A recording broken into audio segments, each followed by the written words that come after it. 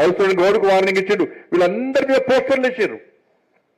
మీరు విద్యార్థి పరిషత్తులో పనిచేస్తే, మీరు ఈ దేశం కోసం పనిచేస్తే, జాతీయ భావజాలంతో పనిచేస్తే, విద్యారంగ సమస్యల పరిష్కారం కోసం పనిచేస్తే, విద్యా సంస్థలు సరిగా నిర్వహించే ప్రయత్నం చేస్తే, ఇలా ఫలానా డేట్, ఫలానా టైం, ఫలానా ప్లేస్ లో మిమ్మల్ని హతమార్స్తామని చెప్పి పోస్టర్లు వేస్తే కూడా ఆ విద్యార్థి నాయకులు ఎవరు కూడా పారిపోలే. నేను ఒక సిద్ధాంతం కోసం, ఒక లక్ష్యాన్ని ఎంచుకొని ఈ సమాజ నిర్మాణం కోసం ఇలా నేను వచ్చినా నేను ప్రాణ త్యాగానికైనా సిద్ధం అని చెప్పి వాళ్ళ ఎదుడి నక్సలైట్లు బుల్లెట్లు దించినా కూడా భారత్ మాతాకి జై అని చెప్పి చివరి శ్వాస వరకు ఇలా గాంధీస్తూ గర్జిస్తూ ప్రాణత్యాగం చేసేది తప్ప ఇలా పిరికితనంతో చనిపోలే వాళ్ళందరూ కూడా. ఇలా ఈ దేశంలో ఏ స్టూడెంట్ ఆర్గనైజేషన్ కూడా నక్సల్ చంపలే, టెర్రరిస్టులు చంపలే, ఎవరు బలిదానాలు చేయలే. వాళ్ళు కేవలం విద్యార్థి పరిషత్ కార్యకర్తలే ఈ దేశం కోసం 370 ఆర్టికల్ కోసం కూడా బలిదానం ఉన్న కార్యకర్తలు విద్యార్థి పరిషత్ కార్యకర్తలు. ఇవాళ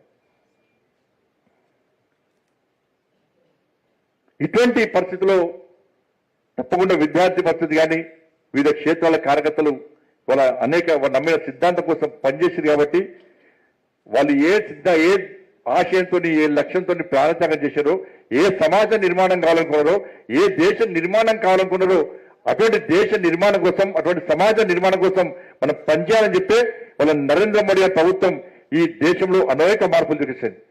వాళ్ళ పేదరిక నిర్మూలన అన్నారు. ఇంతో బాబురావు గారు చెప్పినట్టు ఛత్తీస్గఢ్లో జనతల సర్కార్ అని చెప్పి ఇదే మావోయిస్టులు సర్కార్ ఏర్పాటు చేసుకున్నారు. ట్యాక్సులు వాళ్ళకే కట్టాలి, స్కూళ్ళు తెరవద్దు, హాస్పిటల్ తెరవద్దు, కాలేజీలు తెరవద్దు, ఎక్కడ ఏ విద్యా సంస్థలు కానీ ఏ సంస్థలు తెరవద్దని చెప్పి ఇవాళ అక్కడ ఆజమై చెలాయించి ఛత్తీస్గఢ్లో ఇవాళ సర్కారు మించి ఇవాళ సర్కారు పెట్టినటువంటి ఇలా నక్సలైట్లు వాళ్ళ పేదరికాన్ని ఏ విధంగా నిర్మించారో అర్థం చేసుకోవాల్సి వస్తుంది. ఏమైంది పేదరికం? మీ సర్కార్ మీ చేతిలో ఉన్నది, మీరే సర్కార్ని చేతిలో తీసుకున్నారు, జనతల సర్కార్ అని పేరు పెట్టుకున్నారు. ఇవాళ దేశంలో అత్యధికమైన వెనుకబడ్డ ప్రాంతం, పేదరికమైన ప్రాంతం ఛత్తీస్గఢ్. అటువంటి ఛత్తీస్గఢ్లో జాతీయ పతాకాన్ని కూడా ఎగిరేసే పరిస్థితి లేదు అంటే ఈ సిద్ధాంతాలు ఎవరి కోసం, ఏ దేశం కోసం, ఏ ప్రజల కోసమో ఇవాళ స్పష్టంగా కావాల్సిన అవసరం ఉంది. వాళ్ళు ఛత్తీస్గఢ్లో ఇంకా పేదరికమే. బట్ అందుకే ఇలా కాంగ్రెస్ పార్టీ కానీ బీఆర్ఎస్ పార్టీ కానీ ఇలా కాంగ్రెస్ పార్టీ చెప్తున్నారు, రాహుల్ గాంధీ చెప్తున్నారు చర్చలు వాళ్ళు పేదరికం ఇవాళ ఇన్ని సంవత్సరాలు ఇలా నక్సలిజం అనేది ఈ దేశంలో పాతుకుపోయింది. 220 దేశాలు 20 జిల్లాల్లో నక్సలిజం పాతుకుపోయింది. ఏ జిల్లాలో పేదరికం లేకుండా ఇలా నక్సలి చేశారు, ఏ రాష్ట్రంలో పేదరికం లేకుండా నక్సలి పేయాలి చేశారు. వాళ్ళు తుపాకీ గొట్టం ద్వారా సాధించింది ఏందో ఇప్పుడు కూడా స్పష్టమైనటువంటి ఆలోచన లేదు, ఇప్పుడు ఉంటాయి స్పష్టమైనటువంటి ఒక నిర్ణయం లేదు ఎప్పటికి కూడా. ఇలా యూపీఏ ప్రభుత్వం ఉన్నప్పుడు అందుకే ఇలా దేశంలో అభివృద్ధిలో చర్చ జరగాలంటే నరేంద్ర మోడీ గారి ప్రభుత్వానికంటే ముందేంది, నరేంద్ర మోడీ గారి ప్రభుత్వం ఏర్పడ్డాక ఏందని చెప్పి ఇలా ఉగ్రవాదం కానీ, టెర్రరిజం కానీ, నక్సలిజం మీద కూడా చర్చ జరిగేటువంటి విశ్లేషణలు చర్చ జరిగే పరిస్థితి వాళ్ళు వచ్చింది. అందుకే నరేంద్ర మోడీ ప్రభుత్వం ఏర్పడిన తర్వాత 3 రకాల వ్యూహాలతో, ఒకటి